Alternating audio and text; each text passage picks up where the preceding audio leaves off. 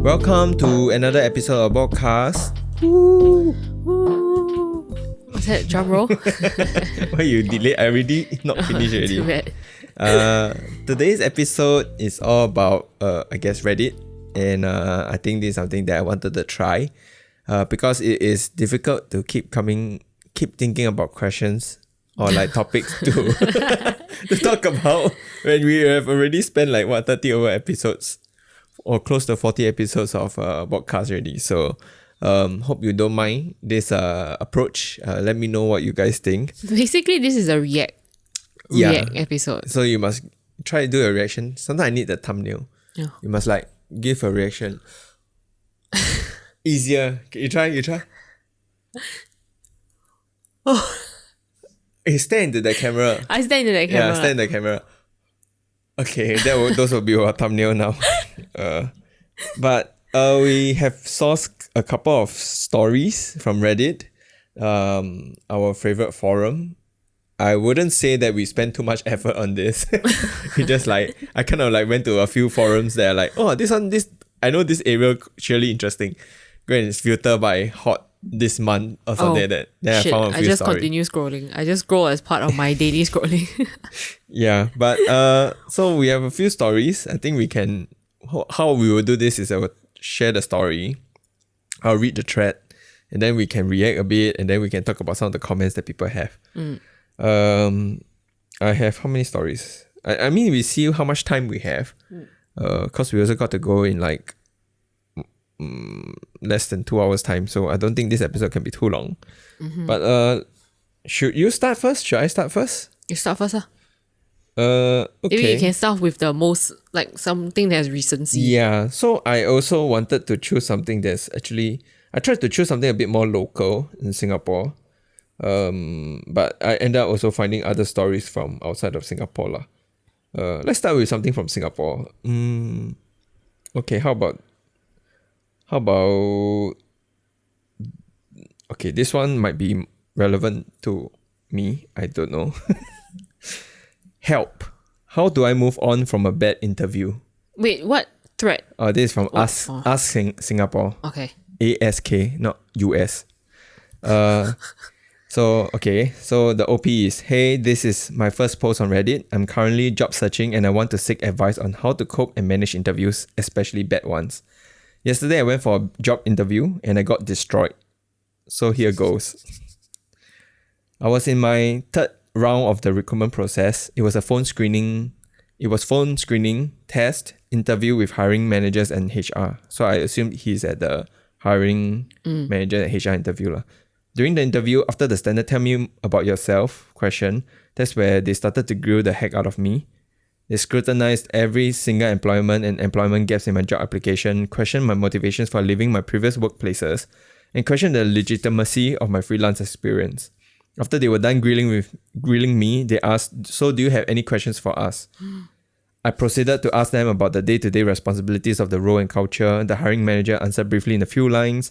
I clarified a bit more on the tasks that was stated in the JD, and their response was, why? Are you interested in doing those tasks? At the point, I knew they weren't interested at all. Then the HR stepped in and ended the interview abruptly. I didn't have the chance to ask about career progression, prospects, etc. The interview ended in 12 minutes. That is pretty fast for an interview. Any other pertinent? Yeah, haven't ended yet. So, wow, okay. So, after I left the interview, I felt so horrible. I broke down immediately. I didn't understand why they bothered to schedule an interview when they knew they were going to reject me right from the start. It takes a lot of time, energy, and effort to prep for the interviews and tests. While I do know that having freelance experience could leave me at a disadvantage as compared to candidates who had full-time employment experiences since graduation, it felt really terrible to be pigeonholed as a freelancer who can't commit, just because I had indicated 2 years of freelancing in my resume. Or worse, some interviewers might not even see freelance as proper work. So I want to ask for some advice.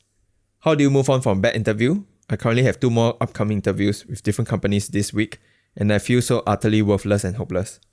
Second is, for those who have found full-time employment after having a period of freelance experience, how do you convince interviewers effectively that you're a good fit for the role?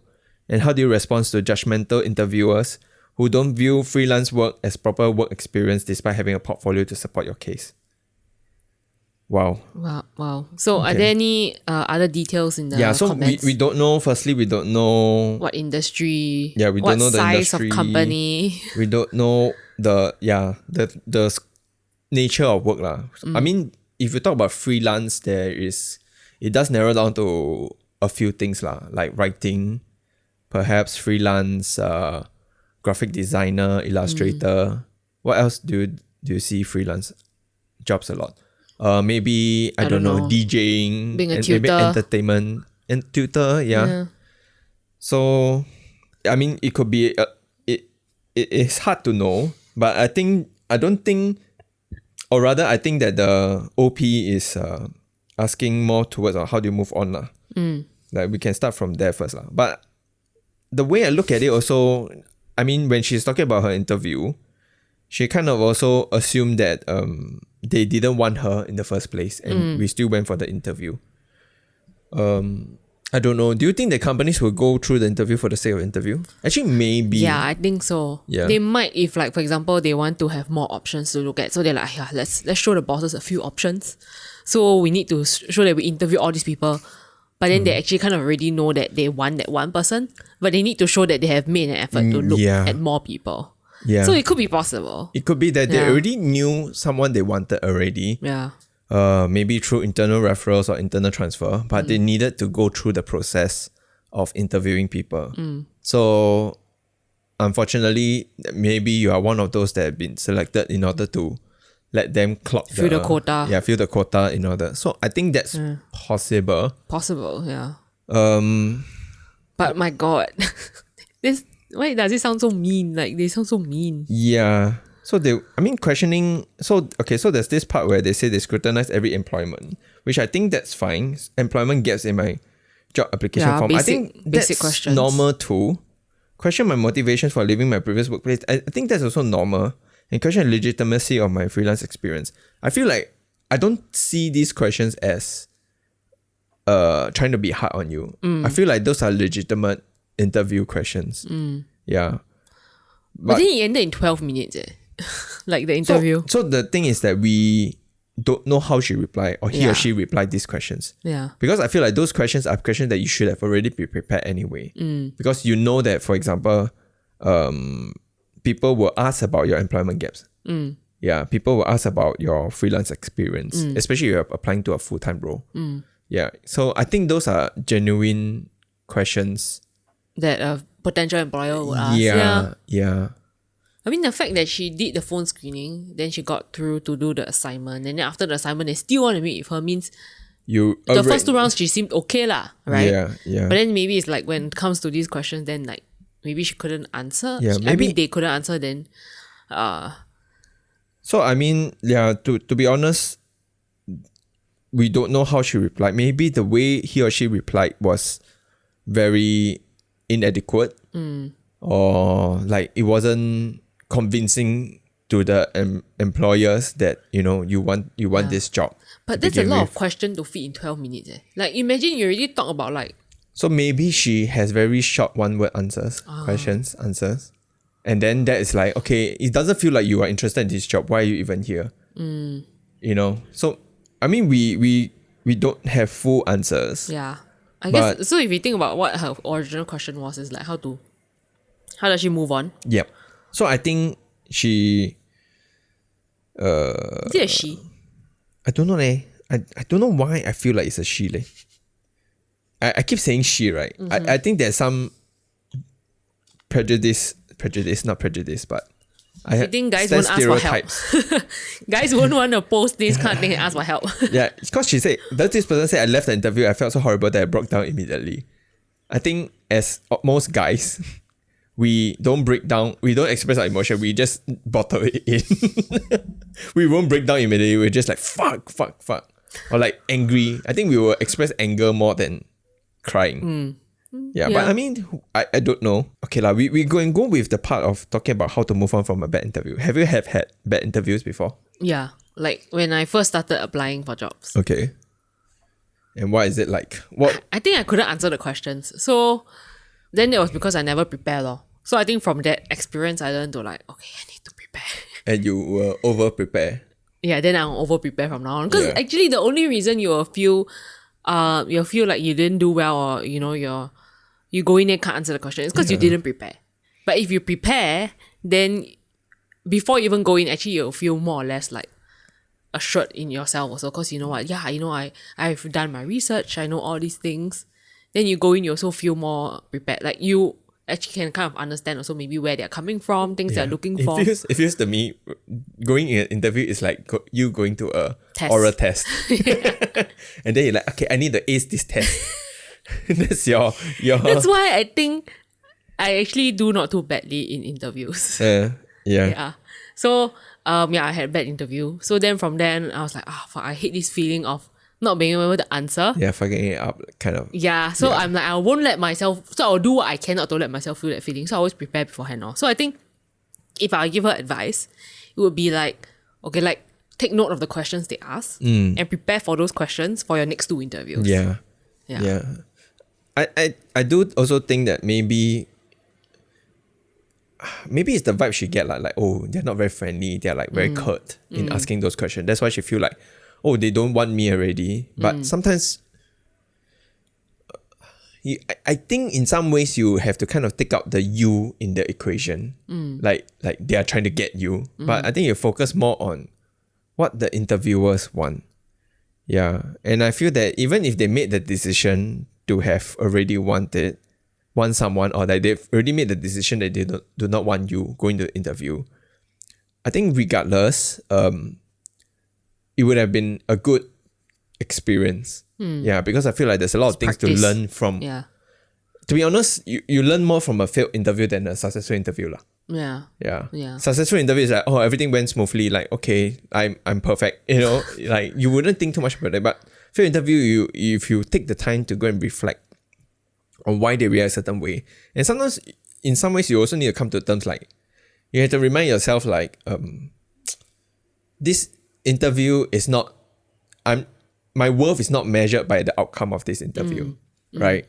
And it's not a reflection of your skill set. And a lot of times I think once you have the opportunity to be on the side where you interview people, you realize that a lot of times it's not personal. And in fact, a lot of times I feel like when people hire someone, when they're going out to hire someone, they actually have a idea of how they want a person to be, the kind of energy they bring, the kind of skill sets they have.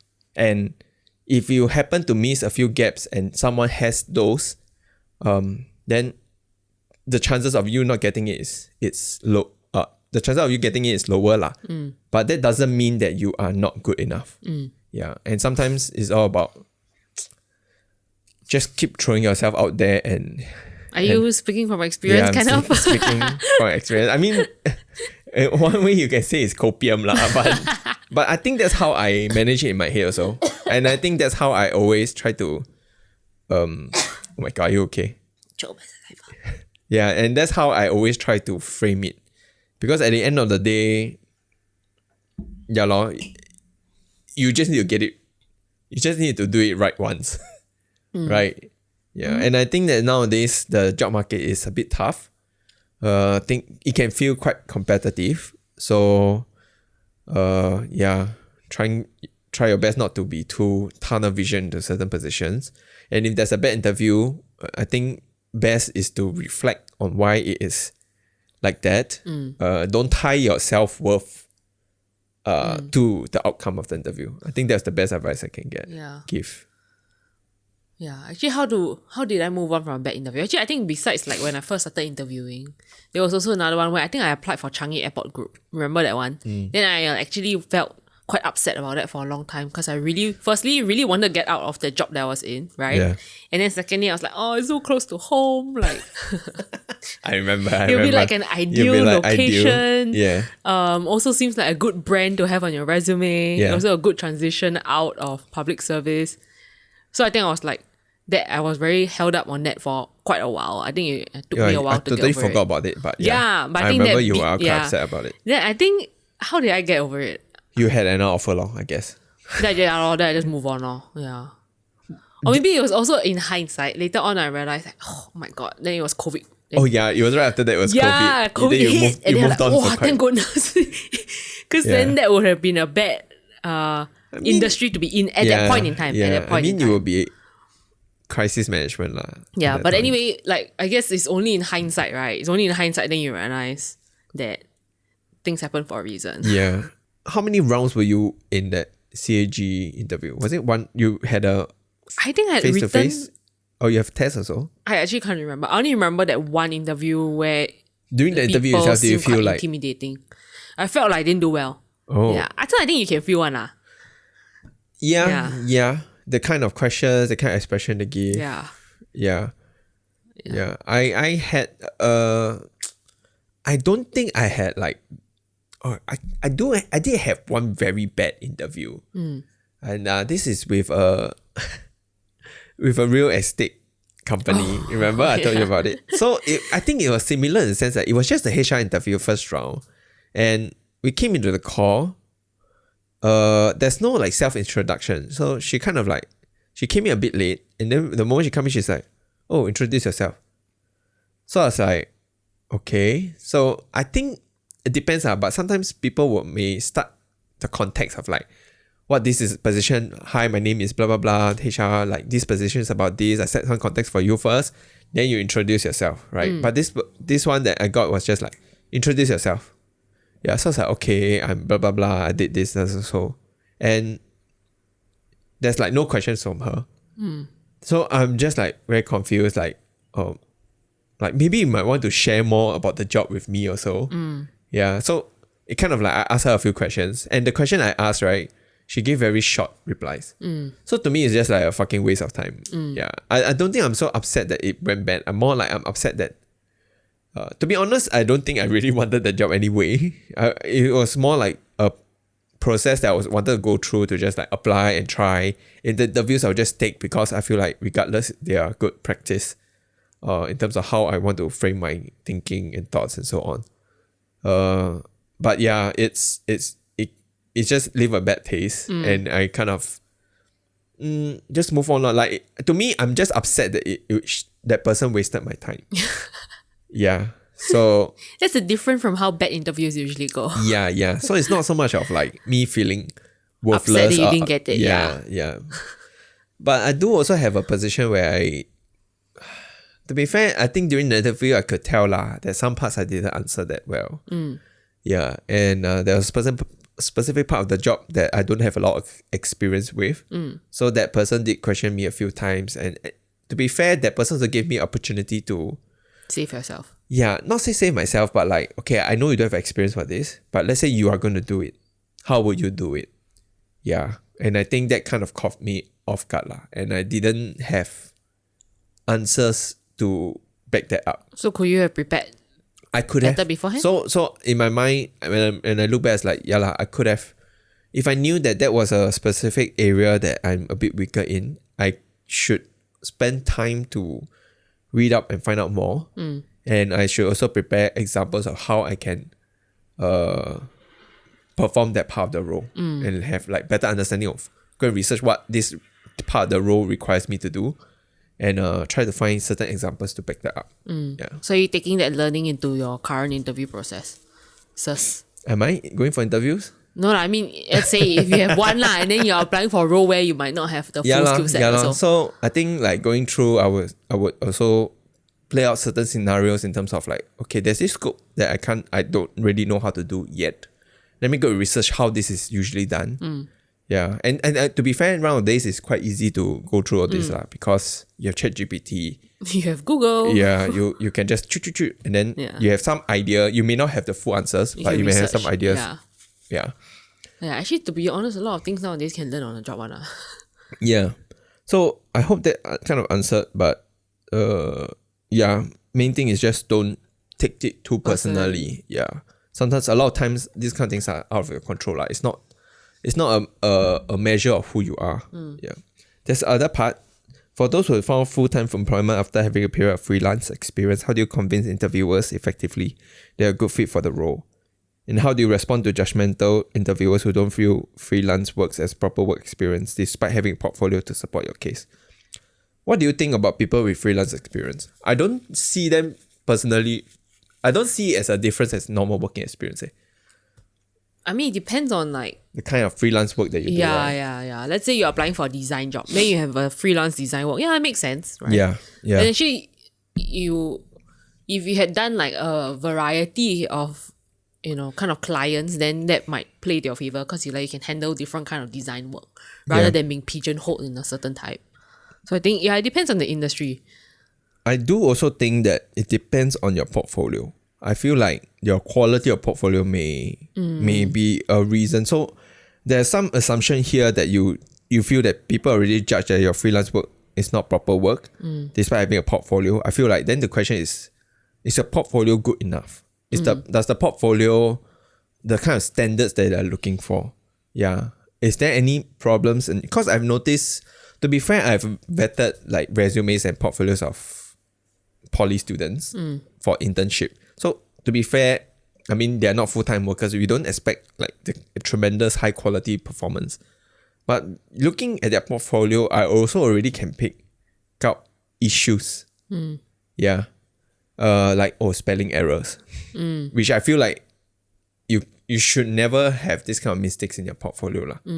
So this is something to think about. Like, okay, if they don't think that your freelance portfolio is considered proper work experience, then the question is, why would they not think that way?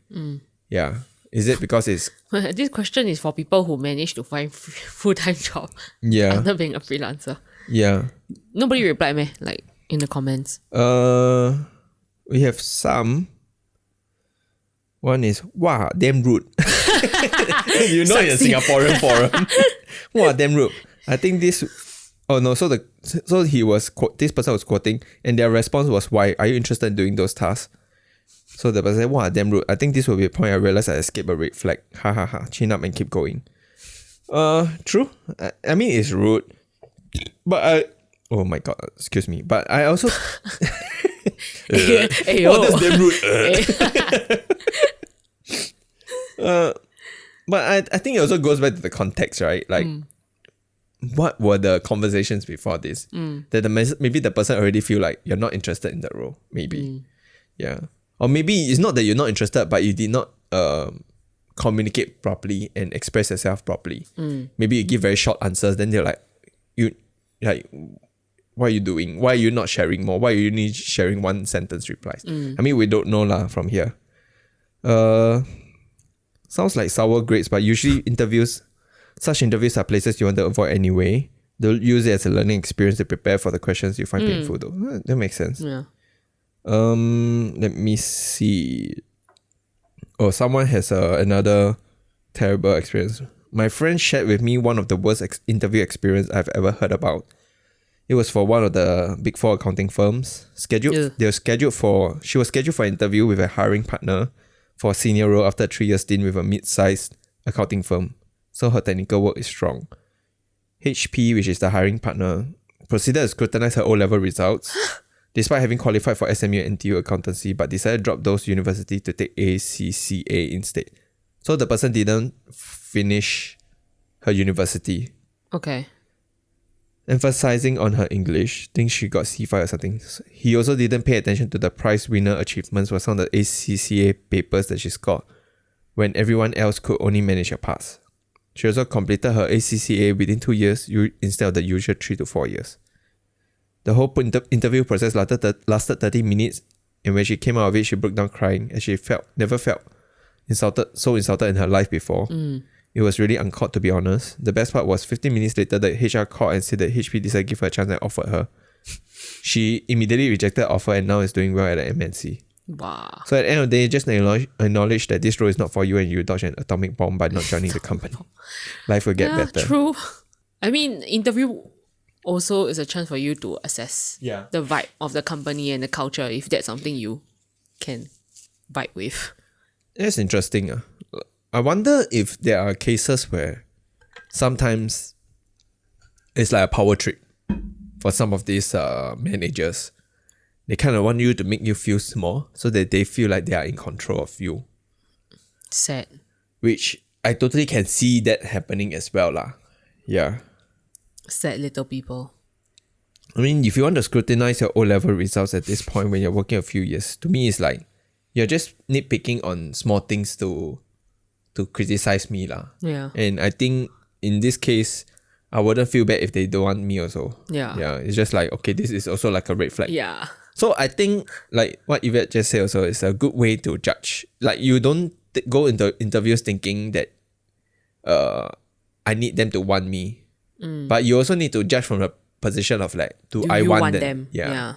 Yeah, it's a two-way thing. Yeah. And it's a good way to start looking at potentially what kind of working relationship you have with the hiring manager. Like the freelance part, to be honest, if people are judgmental with that freelance is not proper work as it is, then I guess those are places that you also don't want to be at lah, because they don't value the kind of work that you do. Yeah. But otherwise, I would suggest also relook at your portfolio. Yeah. Think about it like, okay, if let's say it's not good enough, then the question is, how do you make it better? What do I need to do to make it better? And I feel like with a lot of freelance work, maybe if the portfolio is so important in your scope, right, in your industry, then you may need to look at what kind of personal projects you could possibly take on to make yourself stand out a bit more. Yeah. That's what I think. Kind of, do you like giving advice? Actually, I kind of do. I talk a lot, right? Yeah. Because I'm like, wow, kind of really feels a lot about this topic. I'm like, wow, to be fair, like, he's still going on. Yeah, to be fair, like the whole interview thing is it's a very painful process. Interviews. Yeah. It's so painful because it's like every rejection you get, you kind of just like have to like stop yourself and like remember like it's not reflective of your worth. Yeah. You have to try to really move on from it, and like you can find ways to improve it. Like, okay, I know that these are the areas that I'm not good enough, not great enough. Maybe I need to figure a way to get better at all those, or maybe I need to pivot myself to places where value my current skill sets. Yeah. So yeah, I mean, to be fair, I don't think it's just I like to give advice, but I think it's more like this area. It's very close to heart. Very close to heart. Yeah. Yeah. Okay, we can move on to the next one. I have one. How long? I was like, wow, shit, Kenneth is going 20 on. over minutes. I think we only can go through like 4 or 5 questions. I have one. Okay. This is from Best of Redditor Updates. Okay, so this is not local. No. Okay. Am I the asshole for considering breaking up with my fiance because he ran away when we were being attacked? Oh, okay. Okay, wait. Let that sink in for a moment. So, the guy ran away when they were being attacked. Yeah. So am I the asshole for considering breaking up with him? Okay. Yeah. Okay. Let's go into the story. Go into... Yeah, this happened recently, August 18. So it was like, it concluded lah. So there's like a conclusion. Oh, quite recent. Yeah. Yeah. So my fiance, 24 years old male, and I, 24 years old female, have been dating for 6 years. He proposed to me a few months ago, which was the happiest moment of my life. We set our wedding date for this December. However, after what happened last night, I am seriously considering breaking up my fiance and I'm unsure if I am an asshole. My fiance, my brother, and I were all walking back to our car from dinner at a nice restaurant. The car was parked pretty far away as the place was packed, so we had to walk quite some distance. It was late at night, and as we were walking, a person on a bike came to the side of us and stopped us and demanded we give everything we had. My fiance panicked and just ran away. But my brother... Why are you laughing? Wait, so 3 of them lah. So yeah. The OP, her boyfriend, her fiance lah, and her brother. Okay. Yeah. So my fiance ran away, but my brother, after talking to the man for a couple of minutes, just attacked the man, and long story short, my brother beat him up. The man had no weapon, it was just a fake gun. I called my fiance after that and told him everything was fine and that we would pick him up.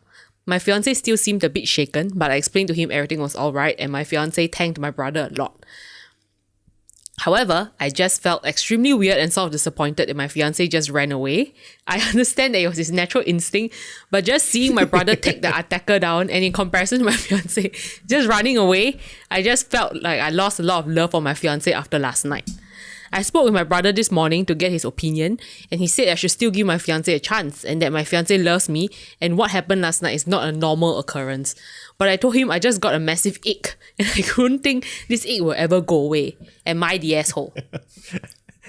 You know what I immediately think of? The meme, brother, brother, baby, you know that I want. Okay, so that was the original post. I was on 18. Then the next day immediately got an update. No, don't update yet. Oh, don't update yet. Okay, we can talk about the story first. Yeah. So basically they were walking and then Someone came up to tried them to with a attack and fake rob gun. them, Yeah. I guess. Then the fiance just ran away. Okay, what's your initial thoughts on this? My initial thought is, I don't know, like, also because I can't imagine what I would do. Yeah. Yeah. Like, I feel my instinct would be to freeze, so I wouldn't run. Yeah. I would just be like, I think in Singapore we're not used to this kind of, Yeah. because Singapore's too safe. yeah, So you wouldn't immediately know what to react. yeah. So I wouldn't have an immediate reaction, but I think I would run, just freeze. yeah. I don't know whether I'll immediately run because I don't have a flight instinct probably. To immediately run feels like this person may have encountered something like this before. And then the person just immediately run. Yeah. It may not. Yeah, that's why as you go on the story with how the brother stood there and tried to talk to the guy, it may feel like my first thought is like maybe this fiance may have some traumatic experience in the past. Yeah, maybe he was so used to being beaten up that his first instinct is to run. Maybe he was bullied a lot as a kid.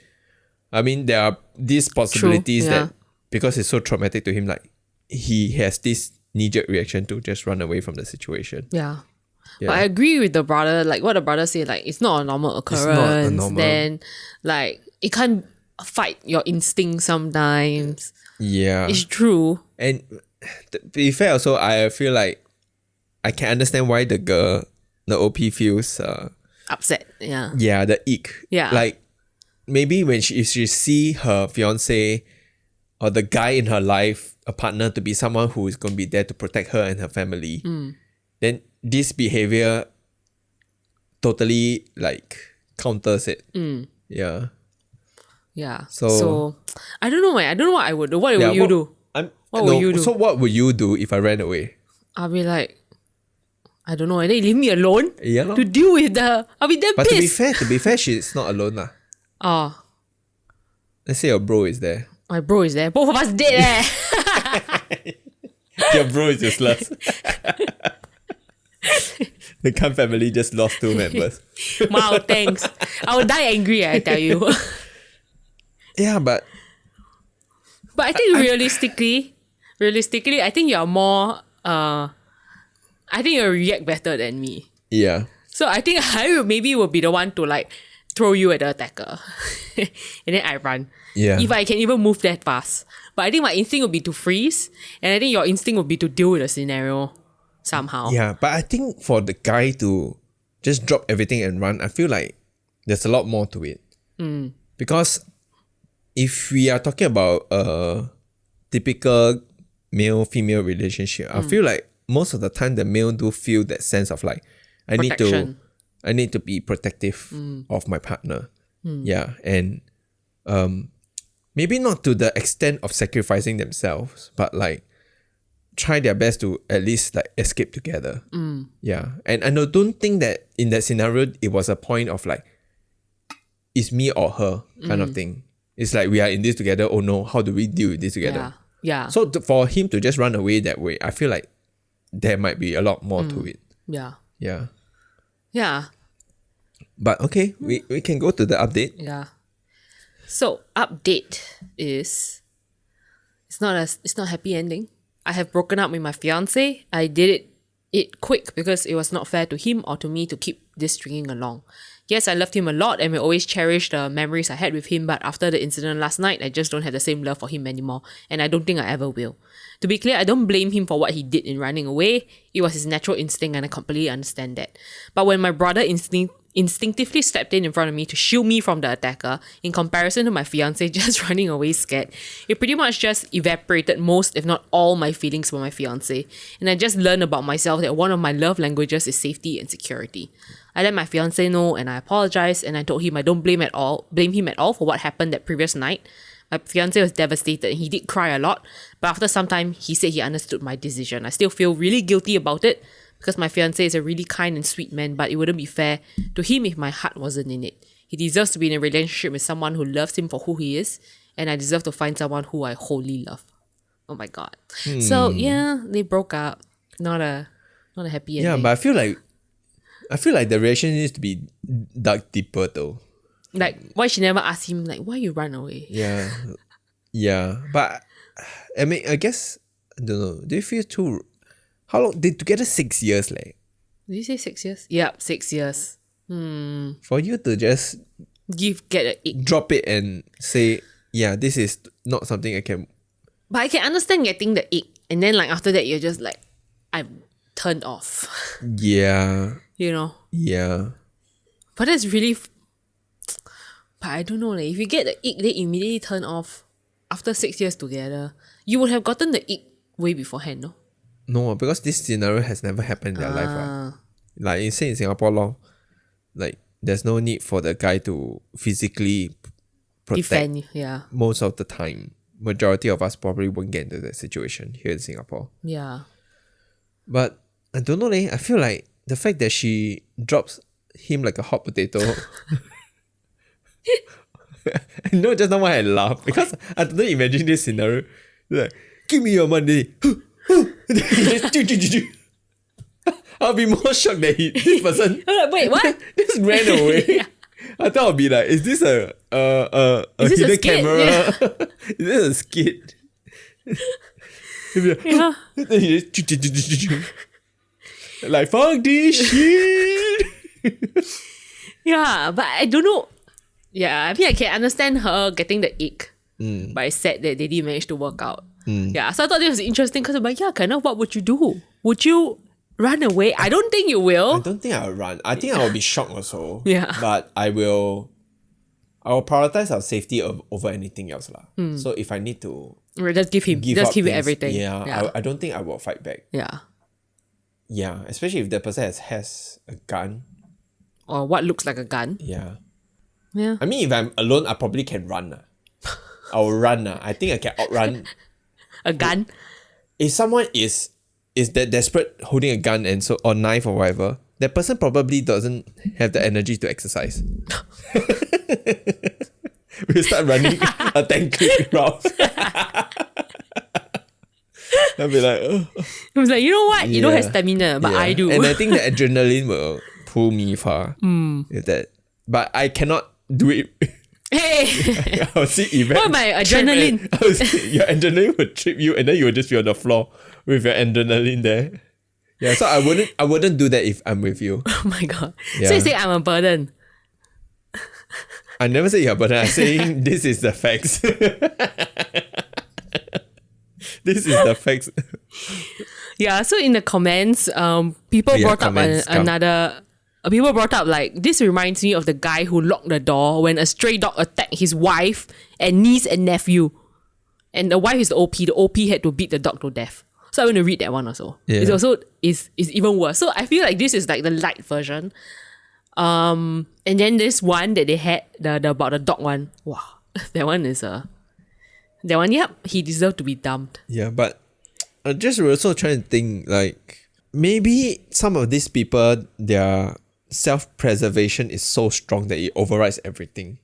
Yeah, and I don't think that these people are bad or whatever or selfish, Yeah. but it happens that sometimes people are like that. Yeah. And I guess as a partner, you decide whether you can live with that. Yeah. So this comment also saying, I can't blame her. I also can't blame him. But no one wants a person they can't rely on. True. Damn. True. So especially people are like perfect especially I summation. think in most male-female relationship, you do look at the male figure as as a protective figure in some ways. Like physically, I'm not that strong. Yeah. And yeah, you will want the guy to be the the physical person. Yeah. Yeah. Then this person say, dude had a flight moment, no fault of his own there. What was his fault for not calling the cops or getting help? That's on him. Yeah. That's true.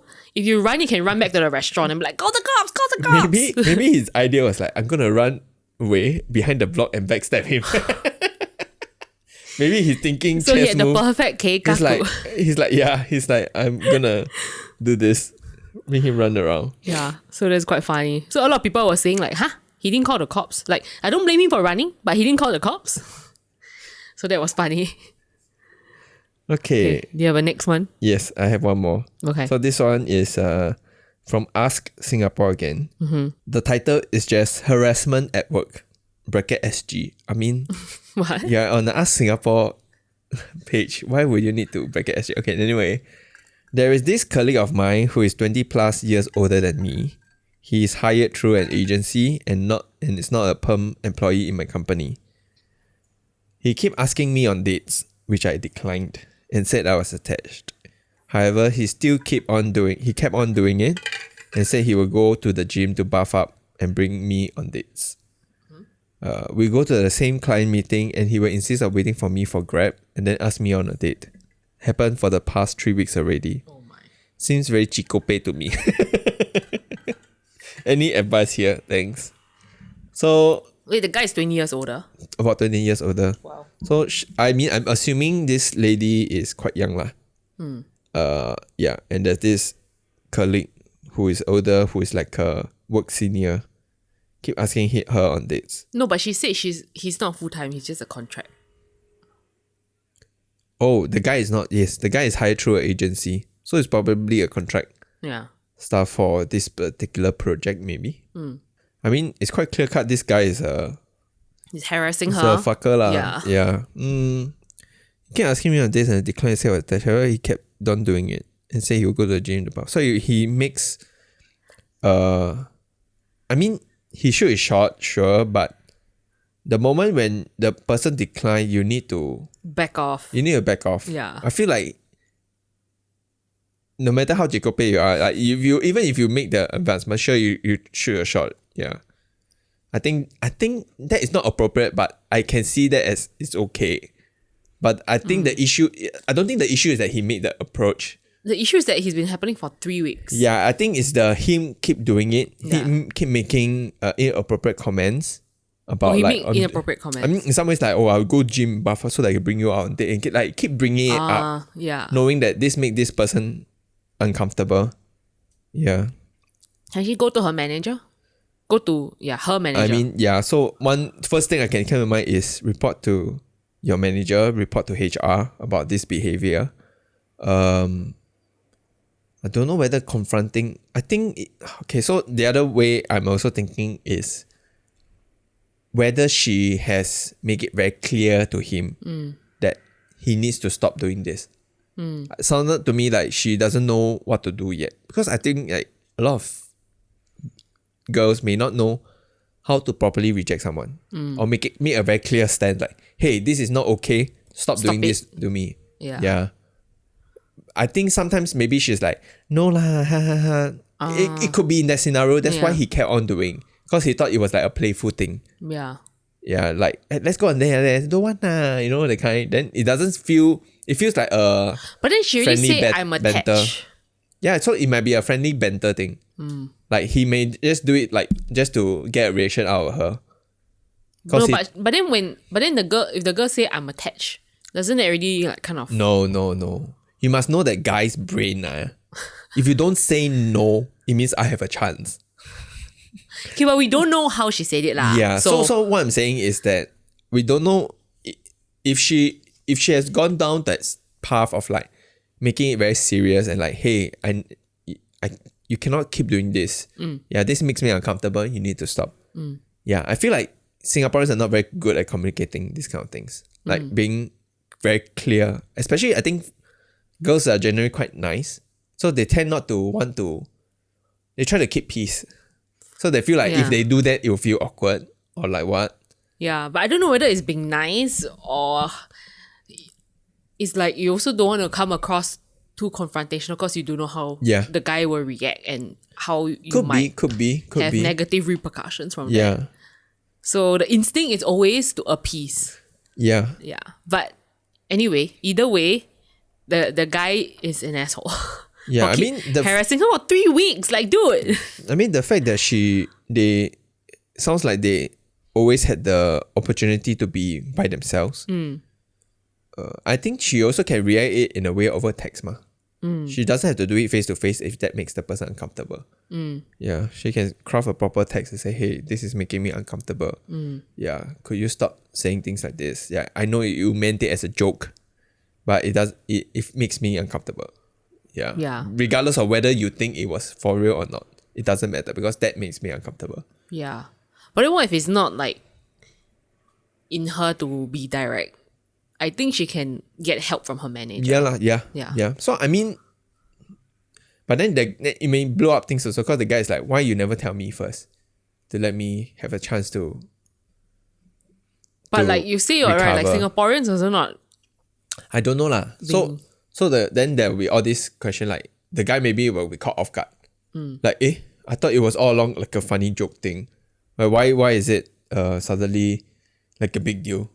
You know, if let's say for example, like it also depends on the working relationship. Like, regardless of this happen, like they still have to work together. Then maybe she wants to, I don't know, keep the relationship still cordial. Then maybe it's like instead of, because if you talk to a manager or HR, it's escalating it, ma. Yeah. So I guess there's a lot of question mark factors because it depends on this guy, how he reacts to certain things, and whether she feels safe enough to confront him about this first. Yeah, but I mean, in like you said, if she doesn't feel safe, then maybe the next step is just to escalate it to your manager, to your HR. Yeah. But I also feel, I don't know, it's always like the burden becomes on the girl. Like, oh, why weren't you direct? You know what I mean? Like, but he's the one who chose to approach her. So the point is that it's not about it's on her, but the fact is that she's in this situation. What can she take control of? And she only can take control of what action she can do. She can communicate. She can do this. Whatever the guy do, yes, it's fucked up. The guy should change and all, but it's more about thinking from my position, what can I do? Because you can't control how the guy act and change. You can't change that person unless you yourself communicate and do something about it. So I'm coming more from that perspective. I'm not saying that a girl should always communicate clearer. I feel like everybody should communicate clearer. Yeah. So that's from my perspective.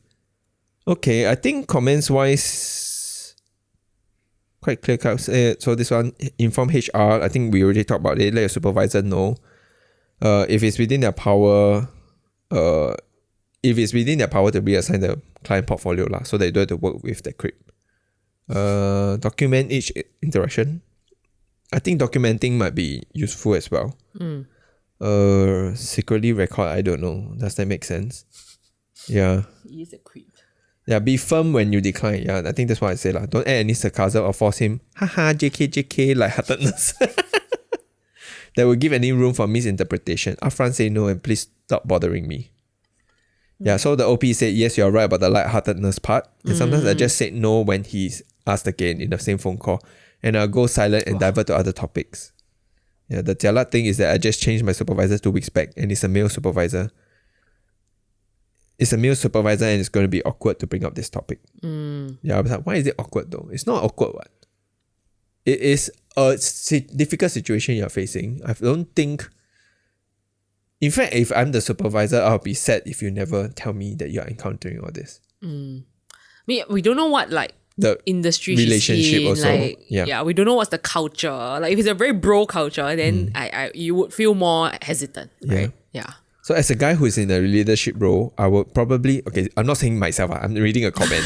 As a guy who is in a leadership role, I just realized that I sounded like as though I'm saying myself. I'll probably be very alarmed that this is happening in the team and take the guy aside for a good talking to.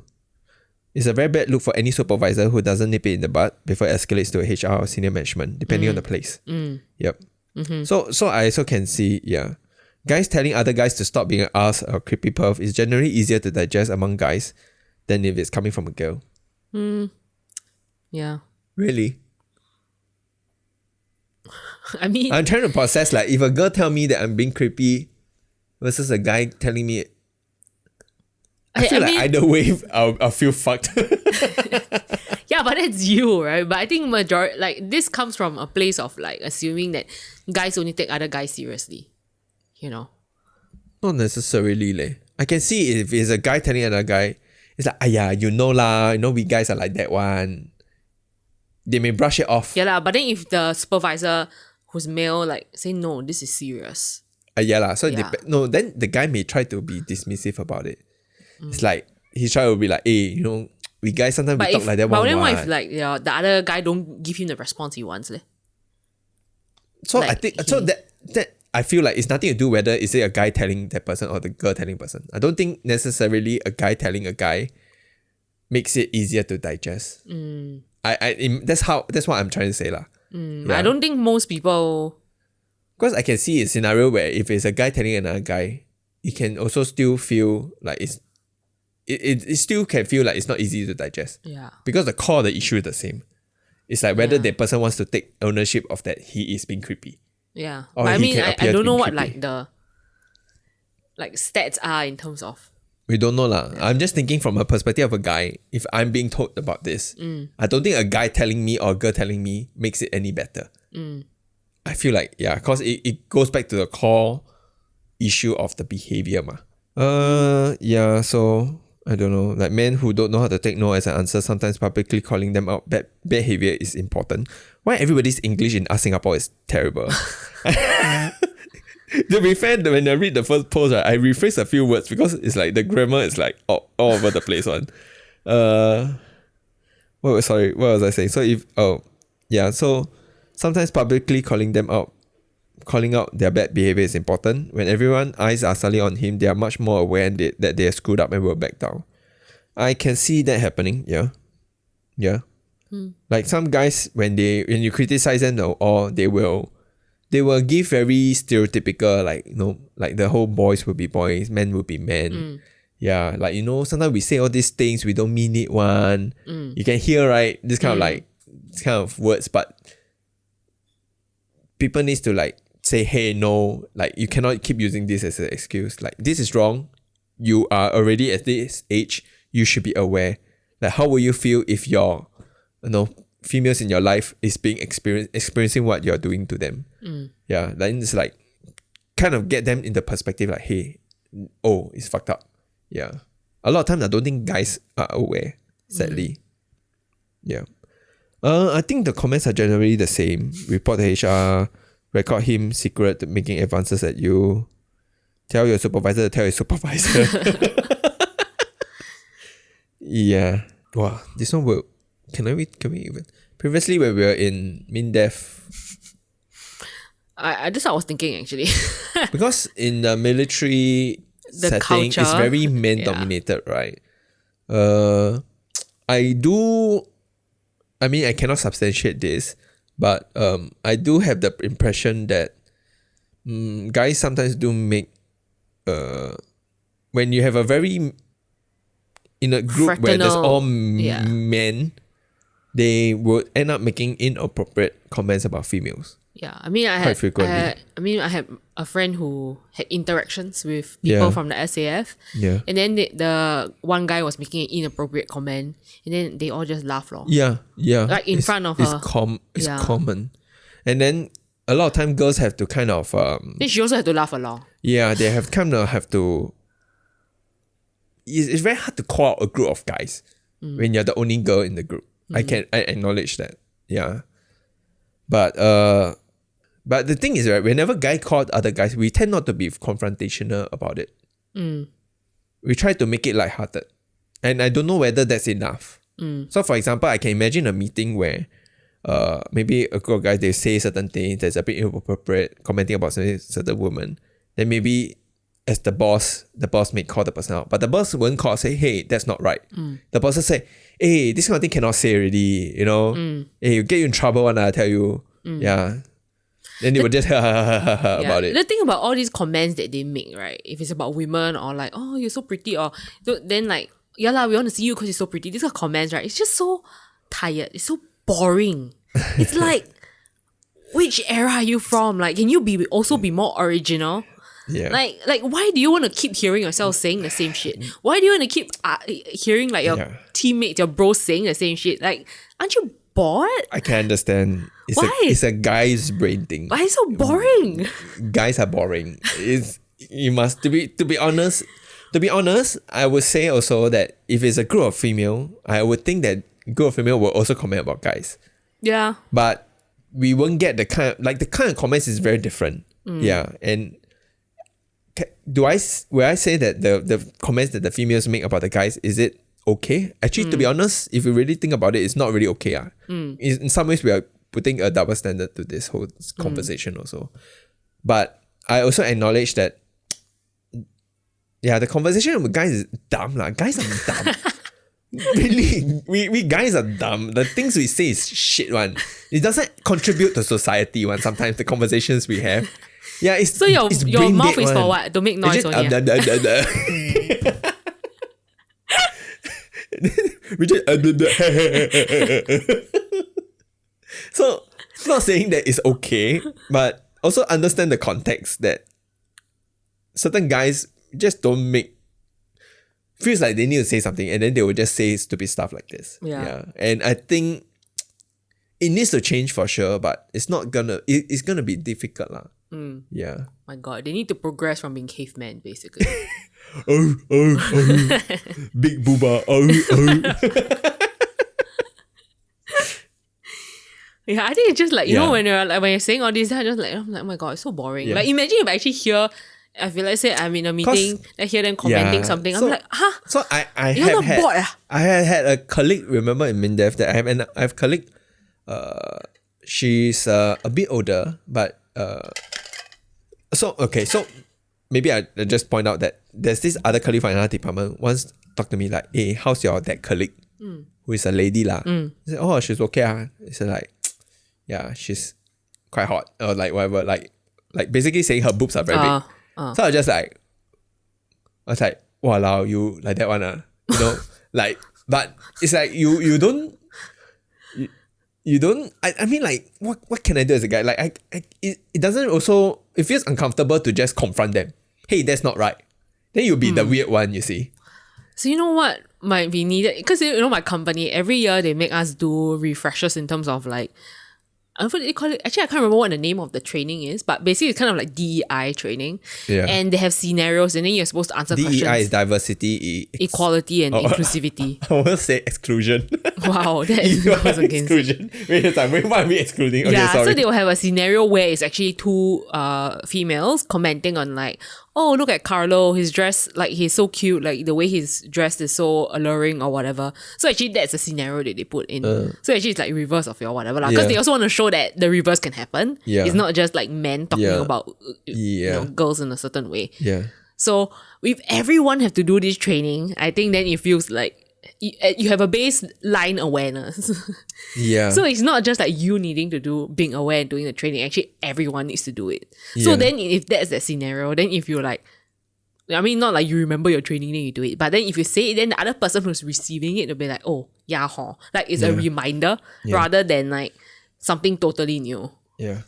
I mean, I also acknowledge that why there is a double standard when it comes to girls commenting and guys commenting. I don't think it does feel like when a girl's commenting on a guy, it doesn't feel as sexualized. Yeah, compared to guys talking about girls. Yeah, I mean the majority always say, oh, he's cute. But guys will be, oh, she's damn hot lor. Yeah. I don't know leh. I mean, we probably can think more about it lah. But there's for sure a double standard. But it's just that when, like, I think maybe also because girls get more unwanted attention compared to guys. And when guys, we get the attention, the rare times we get attention, we see it as a praise.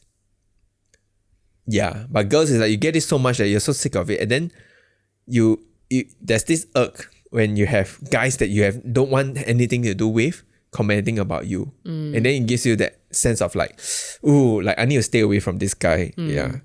So I acknowledge that lah. I think maybe it's also about the sense of kind of attention that we get from each other. Oh, let's move on. Yeah. So I should embrace. Firstly, can I do a quick pee first? Oh. I really need to pee. Oh my god. Yeah. Are you going to cut this out? Yeah, I'll cut this out. You want me to read? Yeah, you can do I think we can do it as the last one lah.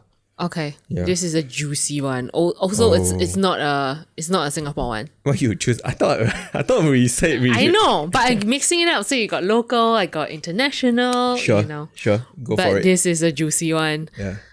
By the way, it has like 73k like upvotes and 11k comments. So this is. Is it a recent one?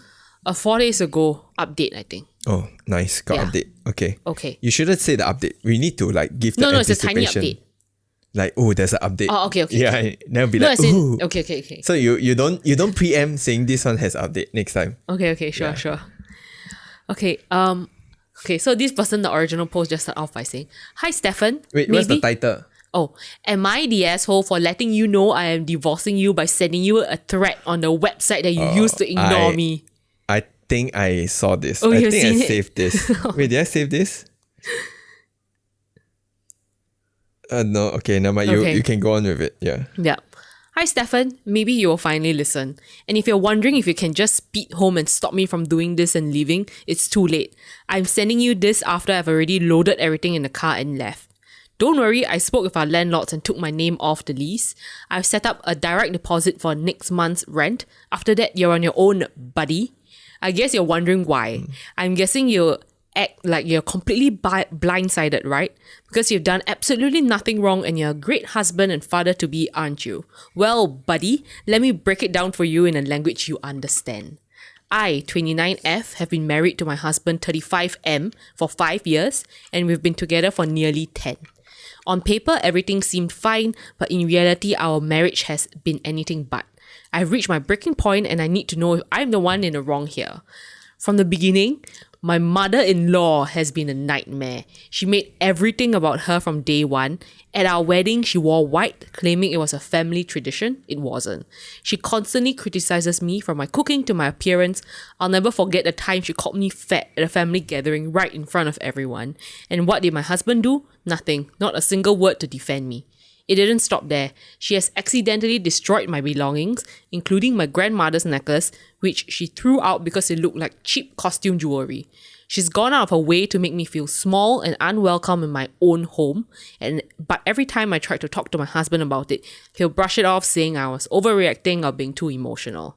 And then there's my husband. He's always on Reddit, constantly giving strangers relationship advice, which is laughable considering how he treats me. He spends more time rating women's boobs on Reddit than talking to me. Literally. And just so you know, the last pair he rated wasn't a 4 out of 10, they were a 10 out of 10. Yeah, he got plenty of time to do that, but he can't be bothered to remember anything about my life. He'll forget my birthday, our anniversary, even simple things like what I'm working on or what's important to me, but he has a perfect memory for his work schedule and things that matter to him. When we fight, he becomes incredibly hostile and always throws in a sarcastic buddy at the end of his sentences, like some acquaintance he can barely tolerate. And he never cleans. The house, the dishes, laundry, you name it, it's all on me. It's like he thinks being an adult is optional as long as he's got his job and his Reddit account. The final straw came a few weeks ago. I'm 5 months pregnant with our first child, a daughter. My mother-in-law started making comments about how she'll have to whip the girl into shape and how she'll raise her to be tough because I'm too soft. When I told my husband that I don't want his mother to have too much influence on our daughter, especially with the way she treats me, he just laughed it off, saying his mother means well and I was overthinking it. But a moment that truly broke me was when we were talking about future childcare. My husband suggested that his mother should watch our daughter while we work. I told him I wasn't comfortable with it considering how his mother treats me, and he snapped. He called me paranoid and I should get over it because his mother was going to be a big part of our daughter's life whether I liked it or not. This is the same woman who believes corporal punishment is okay. I've seen her hit my husband's nephew for the smallest thing and no one does anything about it. It's like they're all living in some kind of cult. And I'm finally waking up to the reality of what's going on. Oh, and did I mention that he missed our first ultrasound? His mother needed him to fix her with something urgent. It turned out to be fixing her Wi-Fi. Wi-Fi, he chose that over seeing our daughter for the first time. That told me everything I needed to know about where I stand in his life. So I packed up and left. I'm done living like this. When in case you're wondering, I've already contacted the lawyer. So Stefan, I wish you all the best in your future marriage with your mother and the women on Reddit whose boobs you don't even deserve. Am I the asshole for leaving my husband after he neglected me for years, let his mother mistreat me, and make me fear for our future daughter's safety? I read this also. I think I Oh thought my I saved it, but I God. didn't save it. Well, it's such a good one, eh? Like the way she did it is just like, oh, kudos. There's a lot to unpack in this. Firstly, Stefan is also Stefan has seen the post. Okay. Yeah. Yeah, the way I see it is like this relationship is beyond saving already. The amount of resentment that the woman has against the guy and the mom and the guy's mom that's too much. Yeah, actually, if you do the math, right, they've been married for 5 years, right? But they've been together for 10, and she's 29 now, which means they got together when She was 19. when she was 19 and he was 25. I mean, So she was very young, yeah. you know, when they like first got together. Yeah. I think that's the tough part about some relationships. Like after it's hard to walk away from a relationship that you've been there for so long, right? And you And kind then, of grew up like together. even if you know that things are not perfect, you kind of also half convince yourself like all relationships are not perfect. Yeah, this is the part that I don't like, but there are other parts I like, and you kind of just go with it, right? Yeah, and then maybe with the mother-in-law, maybe she thinks like, once we get married, move in our own home, then that's my space. Yeah. But then like, no lah, in the end, the mother-in-law still came in there. Yeah. My God, the mother-in-law sounds like hell. I mean, wearing white at a wedding is very taboo in Western culture. I wanted right? to bring that up. I feel like this is a very uniquely Western problem. White lah. I've read a lot of Reddit stories, not just white, but a lot of Reddit stories about how people attending weddings and trying to steal the spotlight of other people's wedding. Like, why is this a thing? Wait, why is what a thing? Like, why is people trying to steal spotlight? Yeah, why is this whole stealing spotlight thing a thing? I don't get it. Like, to be honest, I've attended a lot of local weddings in Singapore. None of the times I've seen a girl like, oh, she dressed better than the bride. And I've never given any attention to anyone else other than the bride and groom because you're there for them. Yeah. Everyone else don't matter. Yeah. But I can understand also like the setting of a wedding is very different in those Western weddings in Singapore. Because in Singapore or Chinese weddings in Singapore, it's always like you're in your own table. Then if you have your friends, you just have a good time with your friends. You don't really care about everything else. It's not really a place where you mingle with other people. But I think in Western more weddings, like a party. it's like a party. There's a lot of intermingling with guests, getting to know each other from other side or your friends of the friends or family of the family. So there's that, and I think, this one is like from my Singaporean brain. Sometimes I just like they always make it like this is like a deal breaker. Then in my mind, it's like, who cares? But I can see why it matters to them, lah. It's just that, No, I think it also comes down to maybe their wedding culture. We also don't fully understand what their wedding culture is like. Maybe their wedding culture is like, this is my day. I own the spotlight, you know. Yeah. So then, of course, like, people perceive they're trying to steal the spotlight, then becomes like an issue. Yeah, it's very weird one. Like there were stories also about how I would digress a bit, but there was also stories about how like this like the brother maybe this sibling relationship got a lot of jealousy issue. Then the brother want to announce or like the sister want to announce that they're pregnant at this other person's wedding. Oh yeah. And then it becomes like a big hoo-ha. It's like, no, you're not allowed to do that. Yeah, why you steal my spotlight? Yeah. Maybe it comes down to their very individualistic culture. Yeah, but so the whole mother-in-law wearing white thing, I just like. Yeah, but if you put it in their culture, then but that seems like an awful thing to do. Yeah. So if you break it down like the story, like firstly, it sounds like the mom has attachment issue to her son. Like she cannot let go and let the son live his life. And the so son is like codependent. She is like constantly vying attention from the husband. The like, wife, you mean? Yeah, like the wife is pregnant, but then Competition. she's like, oh no, like I'm gonna be forgotten. Yeah. I need to get my Yeah. heart like That's son. the thing also, right? Like I always see all these things on like, I don't know, on TikTok or Reddit sometimes when they talk about like, and usually I think it's American culture, about moms who almost treat their sons like their second husbands because they aren't getting, yeah. like, and it's so weird. And it's Yeah. probably also because they're not, I think what do they like to call themselves? Like, boy moms. Boy moms, that's a term they like to use. Yeah, so there's this That's so hashtag. icky. I know. So, but the thing is that I know there are some people who use it in Singapore too, but I don't think it's the same context, right? Yeah. But from what I see on TikTok, some people take it to the extreme, like they be like boy moms, and then they do things like you know, I think you probably have seen there's one infamous photo of this like blonde mom who like jump onto this guy in a football uniform and then like wrap her arms and legs around him and hug him. And that's her son. That's her high school son. So I don't know. Like there's this thing going around where they will be But I mean, like, sorry. yeah, so it's like, so people who psycho armchair analyze them say that they're probably very dissatisfied in their marriage or whatever, blah, blah, blah. So they look at their sons as like the lovers they other wish their male- husbands could be. Yeah. Yeah. Which Yeah. is like so wrong. But yeah, so I mean, anyway. They didn't say anything about the boys, the husband's Father-in-law. father, right? Yeah. Yeah. So Yeah. maybe So who she's a knows? single mom, and Yeah. she probably feels like In he is my competition, own yeah. family, only person in my life that matters now. Mm. Yeah, and this whole marriage thing is like oh no, I'm sharing this person who is so important to me with someone else, and she cannot Let go. Yeah, she cannot handle it. Yeah. Yeah. So But, that's yeah. what came to my mind at first lah, when I saw that. But the way she treat her daughter-in-law also sounds like she does see her as competition. Yeah, for sure. So then it goes, now it go to the question of the guy, and the guy enables this behavior as well lah. So I think we will talk about this also, like I truly believe that whoever's parents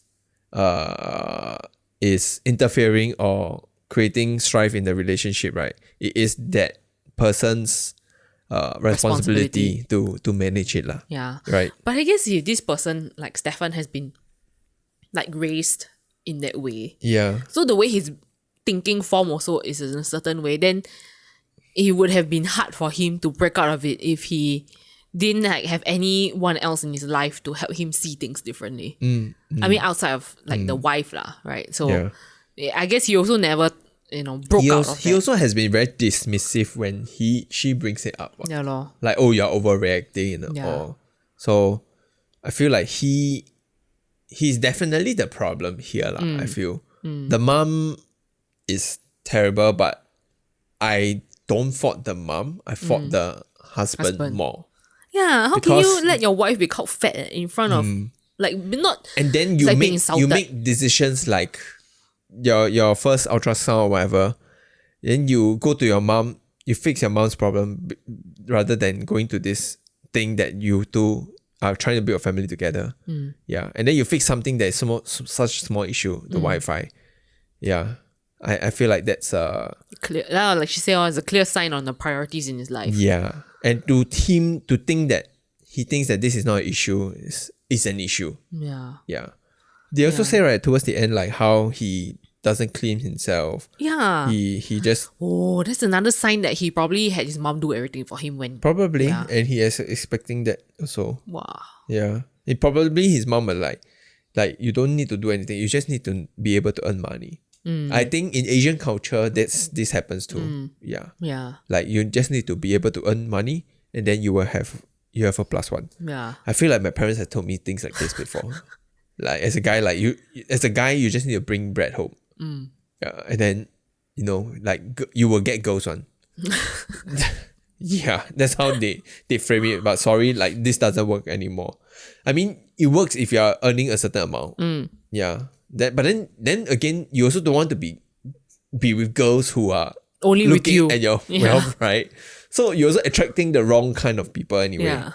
Yeah. Yeah. Oh, this just reminds me of like, it's so important to raise your sons right. You raise your children, right? But Yeah. I'm also thinking in context, you know how I was just telling you how Korea got the spate of deepfake porn that teenage boys are creating of their classmates and of their teachers. And the fact that they're just children, they're teenagers. Creating all this also shows the kind of culture that they were raised in. I don't Like, how do you- I don't think it's a cultural thing in some ways. I can foresee, I imagine that if I am in a teenager now and I know all these too, I probably would have been experimenting with it with my friends and laugh about it. Yeah. And you wouldn't think anything too wrong about it. Yeah. Like the moral compass for all these things is like, I never touched this person, what? And these are just AI, what? It's fake, what? Yeah. Yeah, so like what's wrong with that? It's just fake stuff, what? It's like drawing, what? It's just fake, what? Yeah, but I mean, they probably wouldn't understand the context of why this is wrong and why this is harmful. So I think, yeah, it's just happened that now they have these things are happening. So the question is, how do we then address this? How do we better educate the kids that this is not okay? Yeah, and my colleague also was saying like, education and like early intervention. Early intervention is quite important. I don't think you can ever prevent it fully because of how free the internet is. And the tools that are so freely available. I do remember like a story which is I don't know whether it's sad or what, but in my secondary school we have an English teacher. She I think when she taught us she was quite young lah, probably in her early 20s or mid 20s. I think one of my classmates made a very inappropriate comment about drawing her naked. I can't remember the exact context of it, but initially I think the way he said it was like a joke, but my teacher actually stomped off and like brought him to go and see principal or something. Yeah. So I think, to be honest, at the time when it unfolded before me, I didn't think too much that this was a problem. Rather what the guy did was an issue. It's only when I look back now that I realize, from the teacher's perspective, from my teacher's perspective, this is fucked up. Right? This is so unsafe and this is so wrong. Yeah. Because it's so not appropriate to say things like this to another female. Yeah. But I think it's like maybe when you're young, can't fully your brain is not fully developed. So maybe you also don't have capacity to understand things from other people's point of view. But I think it's like when you are growing up and as a child, if you're taught to be respectful, if you're taught to, I don't know, like respect other people or, certain ways to respect people. Like you don't need, maybe when you're growing up, you don't fully understand why your parents tell you to do certain things or whatever, but you do it because your parents tell you to do it. Yeah. So then it's like later on, then you fully understand why you're doing certain things. Yeah. But like maybe those kind of like routines in some way need to be trained into kids during the most formative years. Yeah, but the thing is, the challenge is how lah. Because I can see it being taken to the other extreme, and then that person feels like they are like everything is, they don't matter. I need to always worry about other people and how they think. Oh, no lah, but also, I can see that other extreme also occurring lah. And I think the difficult part is that balance of when you need to realize, okay, I need to don't say if I have nothing nice to say. Yeah. Or maybe it's not even just like, maybe we're also discounting kids' ability to be sympathetic, to be empathetic. Because maybe when we were growing up, we also weren't given the vocabulary and the construct to think about things in a certain way. But let's say if you were a toddler growing up and then your very patient parent tried to tell you like, you have to think of like, what if that thing happened to you? Like, how will you feel? Yeah. Like then if we were from early years were given that construct to be more empathetic, then that would naturally lead into be more respectful behavior. Yeah. I mean, like, what I like to always say is when you are raising a kid, it's about which way you want to fuck them up by lah. You can never get it right, and you will definitely when you instill certain values in them, there will be certain stuff that will be difficult for them to manage when your behavior is of a certain thing. Yeah, there's never a perfect way of living, perfect way of raising a child. There's no perfect way in how you view relationships lah. Yeah. So, but you want to go back to the update? There's an update, right? No, it's just a tiny update that says that They Stefan broke up, found right? up. Yeah. And then he got angry and tried to be dismissive again or something, right? He was mad that apparently one of you found him based on the rate my boobs thing. He has deleted his account. Oh, lol. For any purposes, I want to clarify that I left out any actual incriminating information that could lead to doxing him. Apparently, there are like people who are pretending to know OP and to have any incriminating information. yeah. So those are lying, not from South Carolina, not sleeping with any other guy, and also not sleeping around. Yeah. So all the comments were like, quite funny. Stefan, buddy, please reply and tell us how much of a good boy you are. Mommy will be so proud. So funny. My mom was right about you. She told me you weren't worthy of me and you pull something like this. So they're role playing Stefan right now. Yeah. Stefan, quite funny. buddy. 10 upon 10 OP. I wish you well in your new life. Yeah, I don't know. This guy is he has a lot to work on. Yeah. Yeah.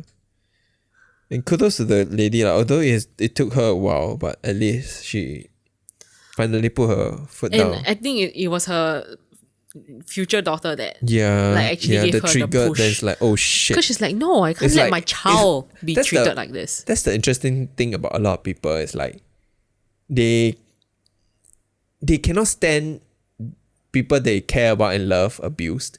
But a lot of them, they can stand themselves being abused. Which is kind of sad that sometimes it needs to take someone that you care about being hurt to realize that's not okay. When from the start you should already see yourself that you are living with, you are living in, that you are being abused, that you need to be kinder to yourself and walk away. Yeah. So I mean, I'm glad that she managed to actually take Find this. the step, yeah. That I mean, the daughter is the one that she may realize that I deal with it, it's fine. But I can't let my daughter deal with it. to let my daughter, which I'm gonna care about a lot, to go through the same thing as me. Oh no. Yeah. Yeah, good for her. Yeah, good for her. So everyone is like, obviously not the asshole. Okay, actually I have One more. we have to reach the place at 5, right? Yeah. Okay lah. I think we stop here. I have one more story that I think would be interesting. But I thought this format is quite good, quite refreshing. Allowed us to give a lot of unsolicited advices to people that we don't know or care about. It's a good way to bring about a lot more topics. I hope you guys enjoyed this episode. I think this is something that we can do more of. Yeah. I don't know. Do you think we should do more international Reddit stories or I think we can local? do more. I think we can do a bit of mix lah. But I think having more Singapore one would be more fun because I feel like Singapore one maybe we have more context. Yeah, I mean this. Hey, you didn't manage to talk about the perfect crime. Next time. That one is That one quite evergreen funny. lah. It's evergreen lah. All these stories are evergreen anyway. They're not really. Yeah, that was a funny one. But I hope you guys enjoyed this episode. Stay tuned for the next one. Thanks. Bye. Bye bye. Bye.